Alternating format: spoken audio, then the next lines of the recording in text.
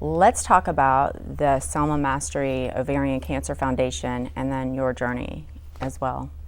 Well, the foundation was, again, founded in 2003 by Selma Mastery and her family and friends.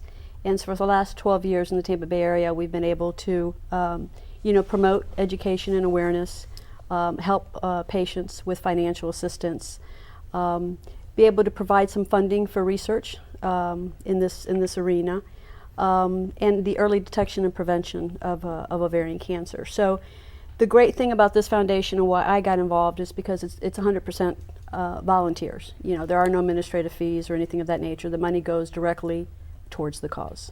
In 2011, I was experiencing some abdominal pain and fatigue, and I contacted my OBGYN at the time, and they ordered a vaginal ultrasound. They contacted me back to say that the results were that my ovaries had appeared to be enlarged. So they're going to wait 30 days and repeat the vaginal ultrasound.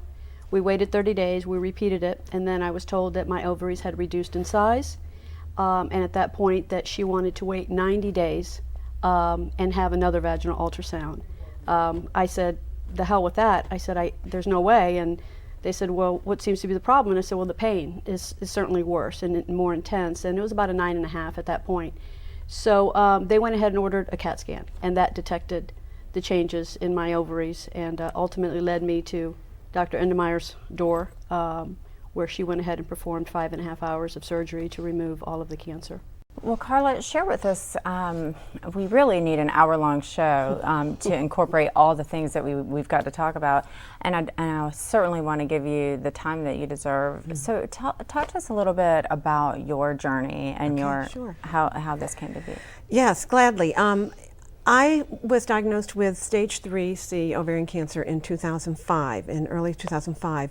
I had the only risk factor I had of the very few vague risk factors there are was that I had not carried a child to term.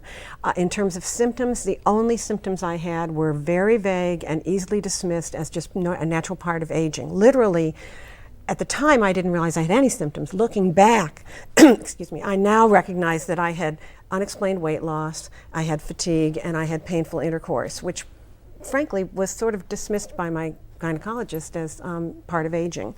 And what happened with me was I was misdiagnosed on a Monday with diverticulitis, and that Thursday I went into the emergency room with a pulmonary embolism, blood clots in my left leg. I had no risk factors for pulmonary embolism at all, so when they tried to take care of that and then figure out why I had it, we discovered I had a cantaloupe-sized ovarian cancer tumor on my ovary, on my left ovary, and so cantaloupe size. Let's think about that for a minute. I mean, you're not exactly what I would call a large person. I mean, to be a cantaloupe, that is huge. It's amazing what our organs in our pelvic and abdominal area will do to make room for a tumor. Wow. I know women with larger tumors than that didn't know it, and wow. I did not know this. I had no idea.